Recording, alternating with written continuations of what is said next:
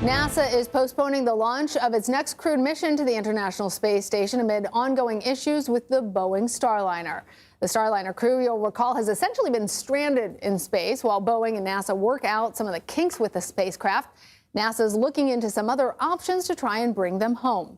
The Boeing Starliner's crewed flight launched on June 5th with an original return date of June 14th. That's just 8 days that Butch and Sunny were planning on being in space, but so far they have spent 63 days in orbit. CBS News space consultant Bill Harwood joins me now. So, Bill, talk to us about what you're hearing from NASA. What kinds of plans are being considered to bring them home?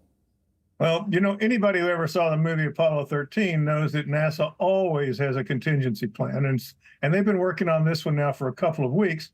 But what makes it a little more interesting is that the NASA officials now have provided a lot more detail about that because it's seriously ramping up if they can't come down on the Starliner. And the backup plan would be to launch a Crew Dragon from SpaceX as planned next month on the 24th, as you said, but you'd only put 2 people on board instead of 4. You'd launch it with 2 empty seats. That Crew Dragon would then go up to the space station. Butch Wilmore and Sonny Williams, the Starliner crew members, would remain aboard the station for another 6 months and come back to Earth in February with these 2 crew members on that Crew 9 mission. It's hard to follow all this. It's kind of like musical chairs, but if that scenario plays out, the Starliner would make an unpiloted descent to Earth, which they would study in all kinds of detail.